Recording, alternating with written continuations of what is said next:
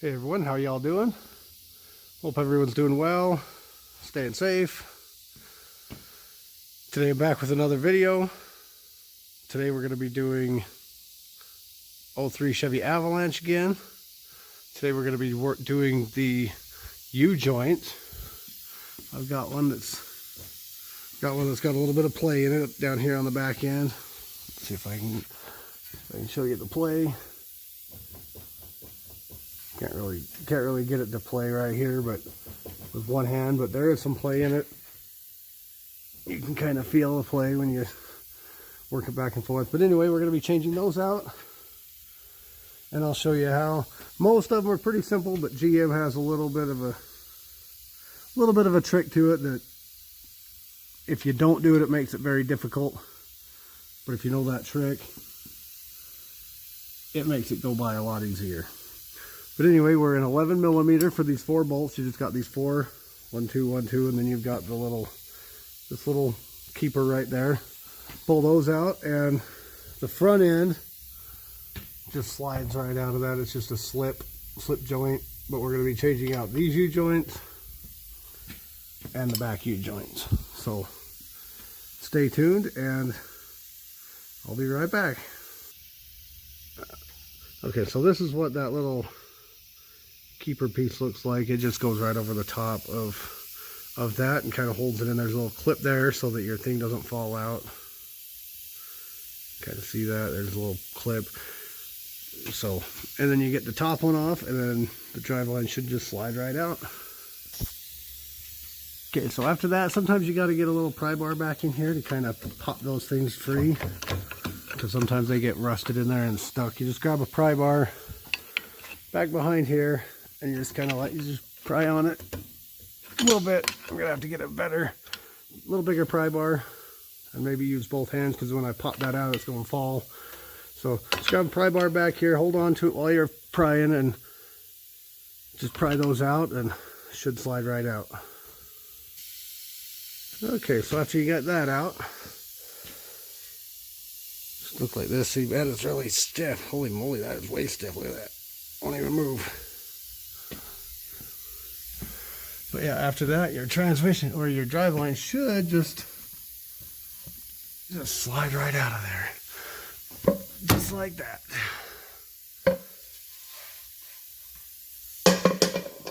It should just slide right out like that, and that's your drive line. Wouldn't hurt to grab a paint marker or some whiteout or something just to mark your front and your rear, just so you know when you're putting it back together, you know you get it on the right side. Let's see what this one looks like. That U-joint's pretty good. This one here is like a stiff. Can't even move it. Move it that far.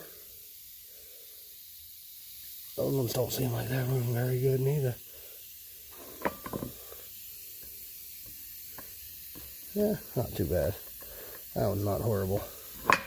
Alright, so we will head on over to the vise, and I will show you how to get these out. There's a little trick. Once you get that little trick, you've got it all handled. Okay, so once you get this in your vise, you don't have to tighten it down at all. You just open your vise up just enough to get those to rest on there. And then what you want to do, you want to get a torch, whether a micro torch, propane torch, or a big torch like that, whichever. And you want to heat this up, because there's a plastic little rubber gear. You can't really see it from here in the camera view very good, but this little guy right here,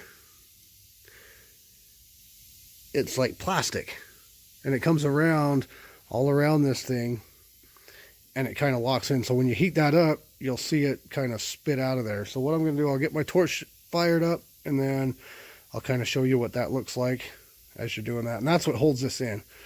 The new one will have little clips, kind of like this, a little clip that you pop in there. Once you get it in, you don't have to reinstall that. You just burn it out, put your new U-joints in, and it's held in with a little clip.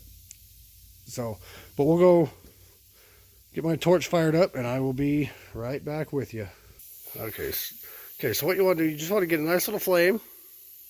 And then what you want to do, you want to just heat it up right around in here.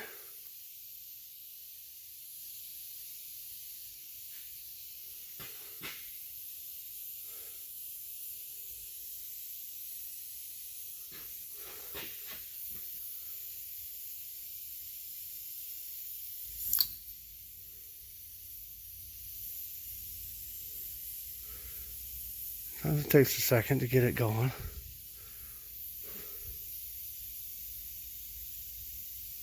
But once it gets hot, you'll just see that thing just start to squirt on out of there.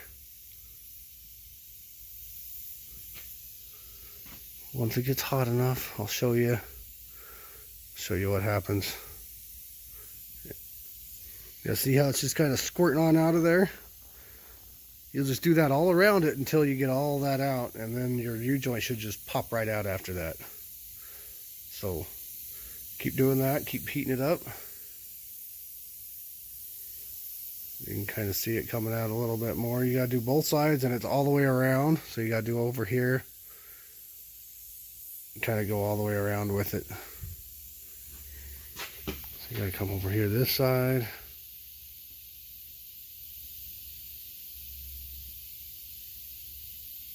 See it start to bubble.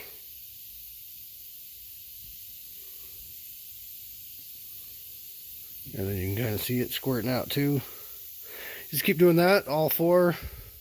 Or this one's both sides, that one over there is all four of them are that way.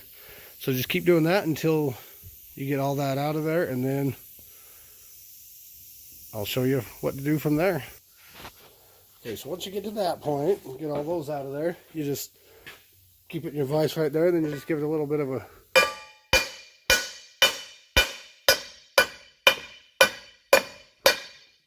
whack. You can kind of see it's starting to come up. I may not have got it all out, but sometimes it's a little hard. Try not to smack it too hard so you don't dent your drive line too bad, kind of like I'm doing. But just keep working at it, they'll come. If you have to heat it up a little bit more just to soften it up a little bit more, you might need to do that. But after you get those out, you just smack with a hammer and those will come out. Turn it around, smack on it again, and that one will come out. And then you've got your U-joint out. Careful, it's going to be hot, don't touch it. But anyway, you just keep doing that, and I'll get this out and come right back. Okay, so got that one out. Now I'm going to be working on the front one. And this one you've got the same thing, just on the yoke and on the drive line. So you got to heat up all four of them to get that little worm out of there. And then from there, I will show you. And total disclaimer, like I said, it is hot, so be sure you wear at least one glove when you're touching it when it's hot so you don't burn yourself. But anyway, so we'll get this one off and kind of do that same thing, and I will be right back with you. Okay, so this is what you're going to look like without the U-joints. I always recommend taking them out of this first, because it's harder to hold this and pound it with a hammer once it's in. So take that off and then take the U-joints out of this side. But at any rate, putting it back together, recommend put this side together first and then the back. So however you want, but and then again, recommend put them in this little piece here first, just because, I mean, you do it how you want, it doesn't matter. I've just noticed it makes it easier if you take care of that piece first. But anyway, you see that little groove in there? Maybe if I can zoom in, that's where that little plastic little worm gear runs around to kind of hold them in place. But anyway, I will get my U-joints and I will show you how to install them. Okay, so here's what the new U-joint looks like. Looks like someone already put that Zerk in. This one may have already been. It was already, package was already cut. So hopefully we're good to go on that. Well, it's already in that one too. So somebody's already put the Zerk in. Not exactly my. There's your little clips. But anyway, you really want to be careful with these. You want to kind of twist them off as you pull them off. They got these little needle bearings in there, and you want to be careful with those. If you scatter those, you're going to not have a very good time with your U-joint. It'll go in, but it won't work right, or it won't work, or sometimes you won't even get it in all the way. And then if you want to try and put all the bearings back in, you can, but it's a pain trying to find them all. So just try and be careful. Don't scatter those. But you want to take all those boots off all the little cups. Take all them off, twist them. Twist it as you're pulling it off. And then this still could be hot. I haven't given it a lot of time to cool, so you might want to put your gloves on. Okay, that piece is still kind of warm, but anyway, what you do, you get one of your cups, put it on the bottom, and then you put your U-joint down inside of it. That way, when you're putting it in, you don't scatter your bearings. Again, I stress, don't scatter your bearings. And then you just tap on it. Doesn't hurt to have it sitting up on something, but again, it's kind of warm. So it goes in straight. You want to have kind of hold it up like that so it goes in straight.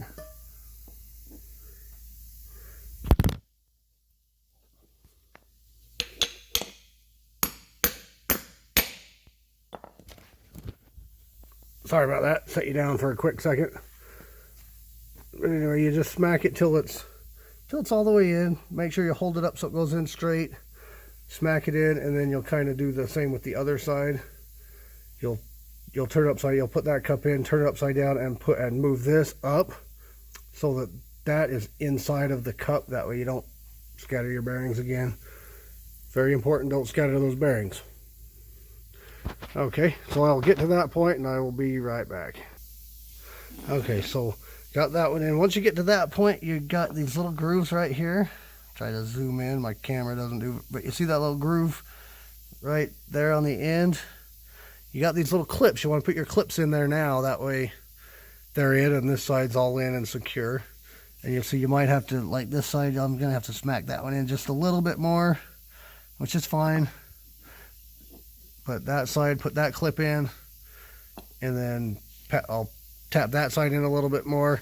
And how you do that, sometimes you'll get your ball peen right there, and you'll smack on the other side with a hammer if it's giving you some trouble. Sometimes they do, sometimes they don't. Sometimes they go right in, sometimes they give you a little bit of fits to get them in there all the way. But anyway, that's how you'll do that. You put your clips in, then you'll move to the next side. Do it kind of the same way. You'll put your cup on the bottom with your U-joint in it, smack it down in, put your cup on, turn it over, smack it down, and put your clips in. So we'll go to that point and then be back on the other side to show you on that one. All right, I'm back sooner. I forgot to show you that's what the little clip looks like, and it just slides into that inside groove. It's still hot. Okay, so you just stick it right into there. Sometimes you might tap it with a hammer, but my yoke is still hot and I don't want to touch it, but you'll just smack it in there, just kind of give it a little tap, tap, tap. Mine fell. Working one-handed makes it hard, but anyway, you just kind of tap that in place, kind of like that. Tap it all the way down, just like that. So it should look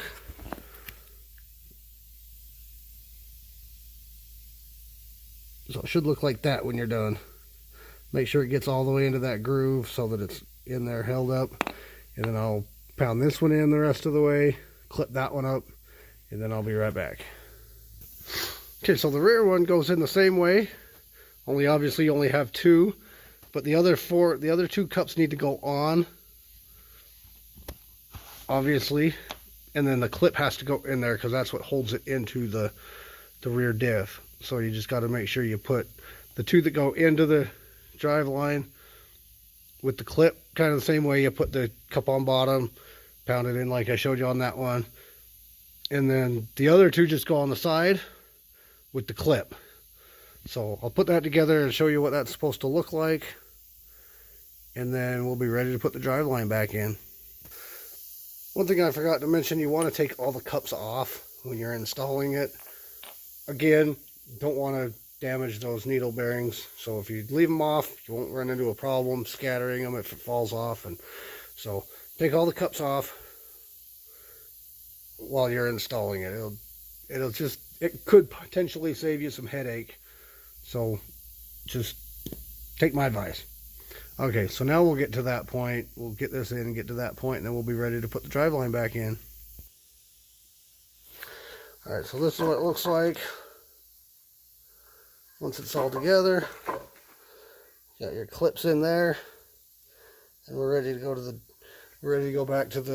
back to the truck with it.